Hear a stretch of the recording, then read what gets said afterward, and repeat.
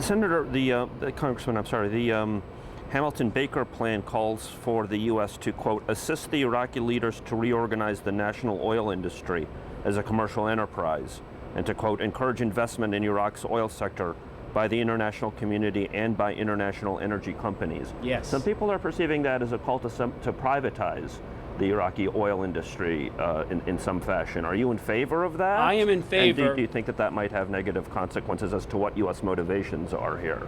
The Iraqi leadership should decide in this regional conference how they want to best leverage that oil industry.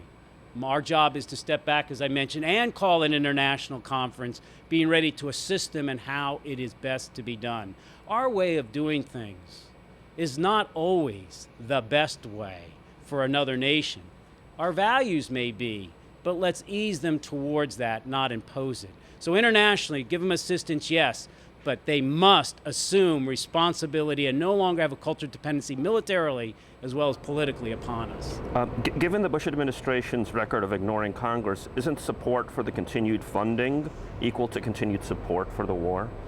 When men and women are in harm's way, and I served in this brotherhood, this sisterhood of our military for 31 years, you give them the funding needed to do their job safely.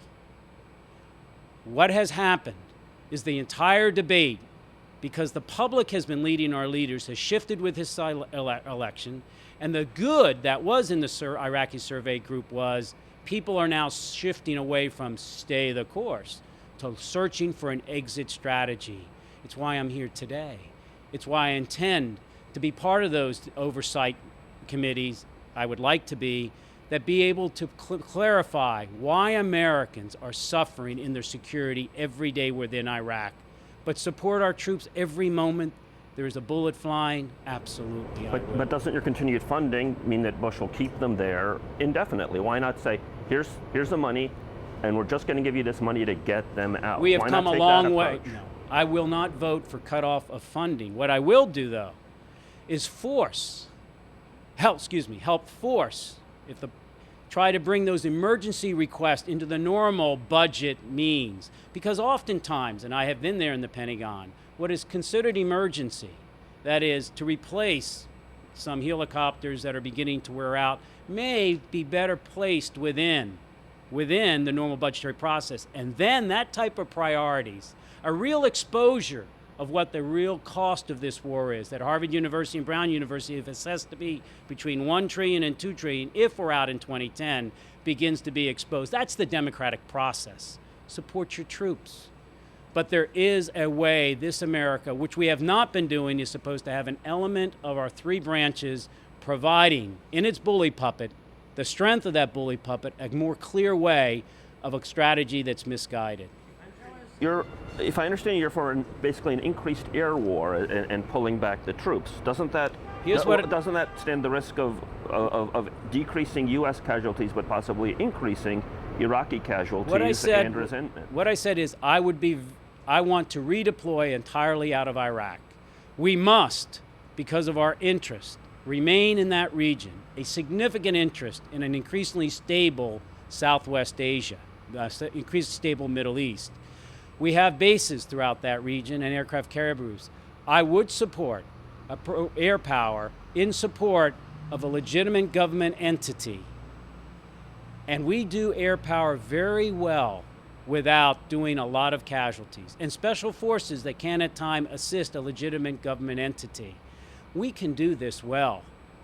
But it also is incumbent upon us to understand as we redeploy that we have other security interests throughout this world that we are not paying attention to. The real strategic focus, the real strategic center of gravity for this century, in the Western Pacific. We have an issue here, and you just don't completely walk away. You can give them appropriate military support that then lets us redeploy to where our security interests in the longer term need our attention and resources. One of those other issues is the Israeli-Palestinian conflict. President Carter has said that on both sides of the aisle in Congress that there's a silence about what the Israeli policies are. You have hit upon one of the legitimate issues that I have with this administration. They have not had a strategy of engagement throughout this world. We outsourced our leadership in North Korea to China and walked away. We outsourced our leadership in resolving early on, years ago, where Iran pursuing a nuclear weapon and gave that to the European Union. And in the Middle East, Israel and Palestine, I can't tell you who we gave leadership to for helping to resolve that. I have learned, particularly as National Security Council working for President Clinton, that other nations are less willing and usually unwilling to take risk for peace without U.S. leadership. So my answer is, sir, yes, we need to be there. We can't be there providing that type of diplomatic and security assistance type of an approach throughout this world if we are involved in one house, Iraq, in this global neighborhood of security. In the meantime, we're breaking our troops' strength at home, less ready to redeploy to another major conflict if it were to occur.